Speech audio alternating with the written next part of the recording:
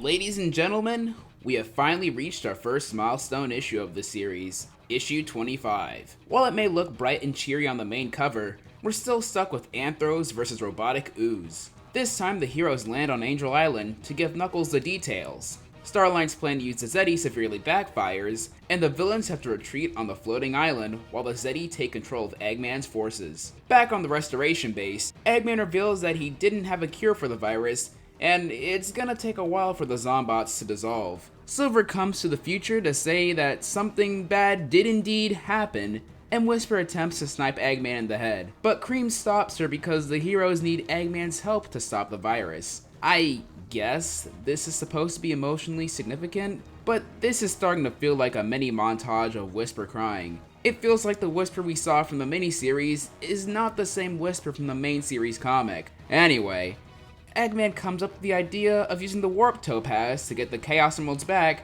and sends Starline through the Rick and Morty portal. The Babylon rogues pull up, and Eggman makes a multi-portal generator for everyone to jump in. Sonic can't join the party since he's gotta run off more of that virus gunk, so who better to choose than Gemroll and Cream to fight a Zeddy, the same creatures who are known for controlling machinery. Is bro stupid? What advantage are you even waffling about? But we aren't done yet, as we're dished out with another episode of Sonic's morality. This time backtracking again on his own words of respecting people's decisions by scolding Metal Sonic for not changing like Gemroll or Omega, despite the fact that Metal Sonic told him in issue 7 that he can't rebel and is 100% loyal to Eggman. Even Eggman has to reiterate this to Sonic. Just to think that if he left Metal Sonic deactivated and didn't let him run free and respect his decision, none of this would be happening. It's a race for the Emeralds as Tails and Amy deal with the big orange Zeddy. Cream has to deal with a Zeddy-controlled Gemroll. While Tails and Amy are able to trick him into getting crushed by the gate and copying his Emerald, Cream gets infected with the virus, and Gemroll stays by her side as she gets consumed by it. Silver and Whisper deal with the Hot Topic Zeddy. Espio deals with an escaped Arkham Asylum victim. The Babylon Rogues deal with this old head, and Rouge gets the last Emerald. They're all missing one more Emerald though, and Zapdos uses it to grow big and send some Zombots on the island. Knuckles sacrifices himself to buy everyone more time, so it's up to Sonic, Silver, and Metal to grab the last Emerald. Things are looking hella bad for everyone, but then Super Sonic and Super Silver save the day. But it just happens really quickly. There's no climactic payoff here whatsoever. Zavok is defeated in a single panel, and the virus is sucked up all over this questionably barren landscape by using the Warp Topaz. Super Sonic tries to get rid of it, but gets sent away. So how will the world live without Sonic? Well, before we can answer that question, round 2 of IDW Sonic's yearly annual is upon us. And what better way to expand more of the Metal Virus storyline than to show us what other characters have been doing during this event. Big's Big Adventure by Flynn, with illustrations by John Gray and colors by newcomer Reggie Graham, gives us a comical look at what Big's been doing since the first issue. After losing Froggy again, we see him search high and low during the various adventures so far, kinda serving as a bit of a recap and an original adventure. But even after he saves his good old friend, he doesn't even realize that he's getting infected. All he cares about is that he's happy to be home with them. I really like this one. The presentation was amazing, with the colors and Gray's artwork stepping things up a notch. Big's childlike innocence proves a humorous and somewhat dark summary of the book so far. Darkest Hour by Evan Stanley stars some new characters. Night the Owl, a radio station DJ, living with Dawn the Rooster. What initially looks to be another average day in the office soon turns horrific as the two find out about the Metal Virus apocalypse. Dawn wants to leave while they still have the chance, but Night wants to help out as many people as he can before the virus consumes him on the radio. But after hearing him over the radio, Dawn sticks by his side to help Night save some lives. While I think it could have had more pages to flesh things out, Darkest Hour proves an interesting perspective on the virus from a civilian standpoint. Hopefully, we'll get to see more of these two birds in the future. Golner is back, ladies and gentlemen. But what if I told you that this story is actually one of the best ones in the entire lineup? Reflections, featuring art by newcomer Aaron Hammerstrom and colors again by Graham, provides us with a no-dialogue story featuring Metal Sonic. He comes across a jar of Metal Virus grease and notices a video of Sonic getting infected. Seeing this, he decides to dip his finger into the metal virus and nothing happens. In that brief moment, Metal Sonic realizes that he isn't Sonic. But before he can lament more on his realization, Dr. Starline shoos Metal away. This story really plays into how Metal can never truly be the real Sonic, taking this realization as either showing his superiority or inferiority towards him. Hammerstrom provides some great looking panels, and the cold color palette Graham uses really sets the mood for this story. Eggman's Day Off is written by British author Sarah Grayley and illustrated by Archie artist Lamar Wells. Dr. Eggman shows off a bit of his hobby side by showing off his Sonic action figure collection. While the story is a bit silly, it does leave off some foreshadowing of the animosity between the two, as Starline finds a roboticized action figure of himself. Short, sweet, and definitely building up to some sort of confrontation between the two. Unfortunately, the last two stories in this adventure were not that great, and dropped the ball in the visual and story department. Flocked together by Samantha King and art by another longtime Archie artist, Jamal Peppers, just shows Espio and Vector rescuing Charmy. There was no reason for them to save him, and in the end it caused way more harm than good, and feels like it was just such an unnecessary inclusion in this annual. Same goes for Catalyst, by Gigi and art by Abby Ballmer. It just shows how Jewel gets infected. I was fine with or without the explanation, but these two feel just so unnecessary and hard to look at. It looks like IDW is starting to form a habit with these side stories overshadowing the main series when it comes to quality over quantity. While I'd love to talk more about the side stories, we really need to finish this Metal Virus saga ASAP. Zavok and the rest of the villains just leave. Some scuffles here and there, but everyone is more concerned over where the hell Sonic even is. Apparently, he got sent all the way to the Soul Dimension and landed in Blaze's garden. He's got a case of amnesia, and that's really about it. Amy steps down from being the group leader and gives that role to Jewel. Tangle and Tails help Rough and Tumble out of a ditch, because Sonic taught them that we should give people second chances. Oh my god! Silver heads to the future.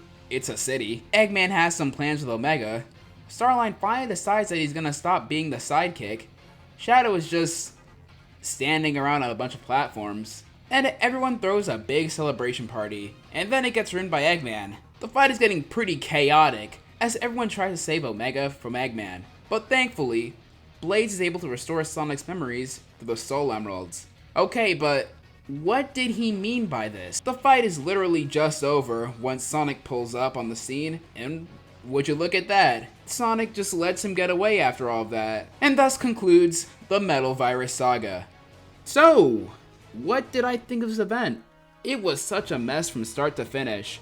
The introduction had me scratching my head here and there, but I was somewhat impressed to see how long Eggman could keep the heroes down. But as soon as that cure was literally in their hands, the story just kept going and going, and I was pretty exhausted with the event. What hurt the Metal Virus story arc was the fact that it got introduced so early in the comics run that we barely had time to establish locations, characters, and more. The characters themselves shut their brains off around the early to mid 20 issues that you have to question who here even has some sort of common sense.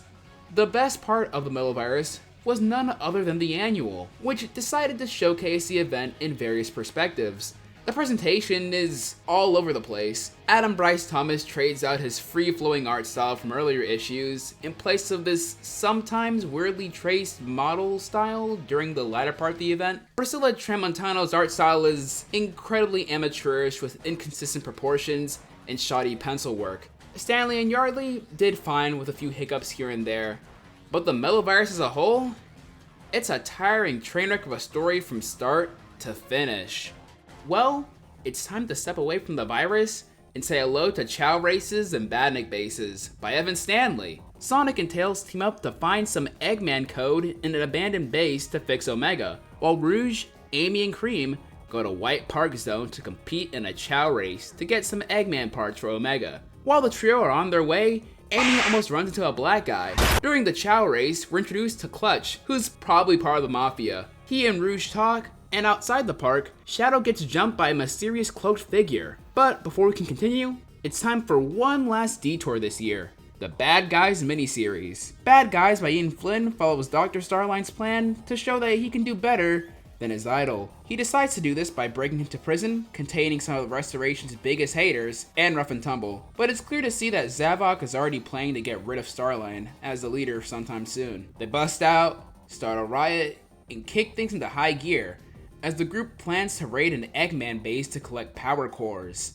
Each of these energy cores enhance a specific trait and alter someone's abilities for a short time.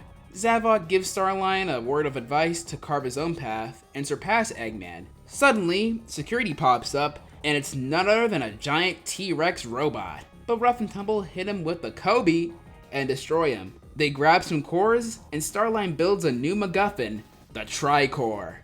It's soon revealed that in the next issue, that Starline's ragtag group of misfits already suspect that they're being used by him, but they still need him to access the Eggnet and get what he wants. When they reach the Eggnet hub, they all get acquainted with their new powers. Starline accesses the Eggnet, but then everyone turns against him, and Eggman is heading over to the base as they speak. Starline makes a run for it while Mimic slithers into the shadows, and Zavok comes face to face with Eggman. The story ends with Starline taking control of another Eggman base, and now fully dedicates himself to becoming Eggman's replacement. And that was bad, guys.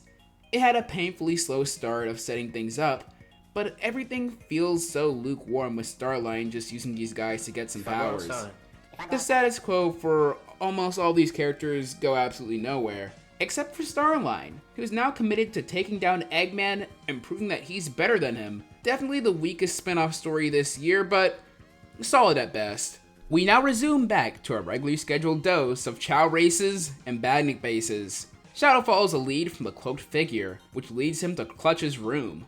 Rouge and the others head over there to meet Clutch, and it looks like she's about to sell cheese for $6. But one code word later, and Shadow pulls up for the team assist combo and takes him out with one swift kick. He shows everyone that Clutch has been kidnapping Chao, and they gotta rescue them. Back at the abandoned base, Sonic and Tails get jump scared by a robotic puppet. Her name is Belle, and she's just trying to find her dad. The place gets ambushed and the squad has to get out ASAP. With the power of Sonic's speed and Belle's weird tail gymnastics, they escape. Belle wants to come along with them, but Sonic just wants to ditch her in the middle of nowhere. I gotta say, it's hella weird that Sonic's acting this way to a new friend when he's perfectly cool with letting a serial killer robot let loose. Sonic and Belle meet up with Amy and co. Rouge and Tails have gone missing, so Sonic checks things out, while the others deal with Tony Soprano's persona and a bunch of badnicks. Caught that prick's face when he saw the gat. Out on the roller coaster, Sonic meets up with Shadow, and the two of them come to find the mysterious cloaked figure, who is none other than Dr. Starline. But he poses a dangerous challenge to the hedgehogs: save his friends, or stop the imminent avalanche. We end off this year with the final installment of Chao races and Badnick bases. Shadow's edginess causes him to not care for the lives of others, so Sonic's gotta evacuate the chateau before it gets snowed in. Omega jump scares Dr. Starline, and Shadow hates women. Okay, but seriously though, first it's Flynn writing Shadow as an insufferable jerk, and now Stanley? What are they smoking in the IDW writer's room, and can I get a hit of it? Belle frees the Chaos and causes a stampede, and Sonic and Shadow save the chateau. But that doesn't work, and they evacuate right as the place gets snowed in with poor Starline. Sonic finally overcomes his robotic stereotyping, Omega gets fixed up, and Starline finally has his final piece for his newest creations. Chao Races and Badnick Bases is a mouthful of a title, but a decent step up from the Metal Virus storyline. To be honest, I didn't like the fact that the worldwide apocalypse has no sort of lasting impact on the cast, which is strange as Flynn attempted to push these characters to their emotional limits. The new villain of the week feels pretty mediocre. It looks like the status quo for the characterization of Shadow the Hedgehog is, well, it's something. And we get Belle, who seems to have a bit of mystery surrounding her creation. Hopefully that gets explored, as that was the only interesting subplot of this adventure. It's a fun story that is plagued with multiple problems working against it, but at this point, I'll take something over the Metal Virus storyline any day.